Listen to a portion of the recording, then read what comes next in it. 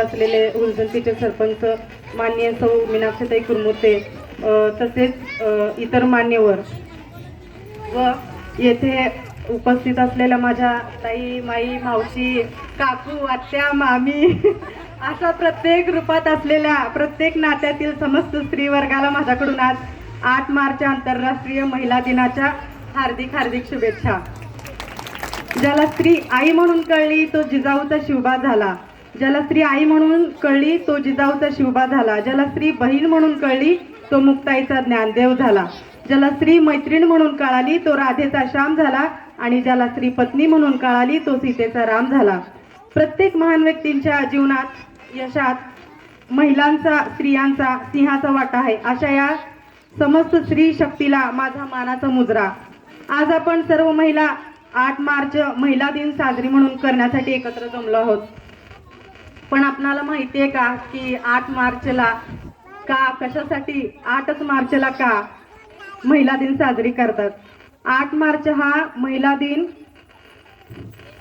महिलांच्या हक्कांसाठी, स्त्री पुरुष समानतेसाठी, स्त्रीच्या सामाजिक, आर्थिक, सांस्कृतिक, भावनिक, राजकीय योगदानासाठी साजरा केला जातो. महिलांनी समाजाच्या प्रत्येक क्षेत्रात मोठे योगदान दिलेले आहे आणि त्यांच्या कर्तृत्वाचा गौरव करण्यासाठी हा दिवस आपल्या महिलांसाठी महत्त्वाचा मानला जातो. गौरव फक्त एक दिवसाचा नसतो. रोज घरातल्यांनी जरी कौतुक आपल्या बहिणीचे, आपल्या सुनेचे, आपल्या लेकीचे किंवा सुनेनी आपल्या सासूचे जरी केले ना तर ते फार मोठे असते. आणि सर्वात महत्त्वाचं म्हणजे आपल्या घरातील पुरुषांनी सुद्धा आपल्या घरातील स्त्रियांचं कौतुक करायला पाहिजे. एका कौतुकाखातीर ती काही करायला तयार असते. म्हणून सांगते, हे एक चावी देते पुरुषांना की घरातील स्त्रियांना एकच फक्त कौतुक. छान झाले म्हटले की संपला विषय. थोडं करायच्या जागी ती हातभर करत असते. म्हणून सांगते. तसेच त्यांच्या हा दिवस आपल्या महिलांसाठी महत्त्वाचा आहे. हा दिवस तसं पाहिलं तर 8 मार्च 1908 रोजी न्यूयॉर्कमध्ये वस्त्रोद्योगातील हजारो स्त्रियांनी कामगारांनी रूटगर्स चौकात जाऊन प्रचंड मोठी ऐतिहासिक निदर्शने केली. ही निदर्शने कारण 20व्या शतकात सुरुवातीला जगभरात महिलांना मतदानाचा देखील अधिकार नव्हता. या स्त्रियांनी अन्यायाविरोधात संघर्ष केला. 10 तास काम व कामाच्या ठिकाणी सुरक्षितता व मतदानाचा हक्क मिळावा या मागण्या लावून धरल्या. यानंतर युरोप, अमेरिका इत्यादी अनेक देशांमध्ये मतदानाचा अधिकार मिळाला, हक्क मिळाला. भारतात पहिला जागतिक महिला दिन हा मुंबईमध्ये 8 मार्च 1943 रोजी मुंबई येथे साजरा झाला.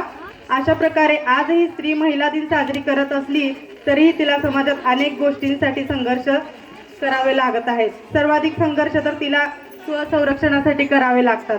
आणि स्त्री सुरक्षित आहे का असं आपण स्वतः म्हणतो, परंतु आपणच विषय घेत नाही हा की असं म्हणतो आपण. पण आपण असं म्हणण्यापेक्षा ती स्वतःच आपल्या मुलींना किंवा घरातल्या लहान मुलींना वगैरे शिकवते. त्यांना इतर न्यूनगंड बाळगणाऱ्या स्त्रिया मुली धाडसी झाल्या पाहिजेत. मुलींनी त्यासाठी प्रशिक्षण घेणे आवश्यक आहे. सर्वप्रथम त्यांनी स्वतःचा आहार विहार व्यवस्थित करणं गरजेचं आहे. त्यांना घरातून देखील प्रत्येक आईने सपोर्ट केलं पाहिजे. चांगल्या गोष्टी आपण आपल्या मुलींना जसे सांगतो तसंच मुलांनाही सांगितलं पाहिजे. त्यांनी स्वतःची काळजी घेतली पाहिजे. शारीरिकदृष्ट्या तंदुरुस्त राहिले पाहिजे. हे आजच्या काळातल्या स्त्रीसाठी अत्यावश्यक गोष्टी आहेत. आणि सर्वाधिक महत्त्वाची गोष्ट म्हणजे आधी मुलींचे आपण स्वतः विचारात घेतले पाहिजे. आई असो किंवा बाबा असो, आपण आपल्या मुलांचे विचारात घेतले पाहिजे. कारण ते खूप महत्त्वाचं आहे.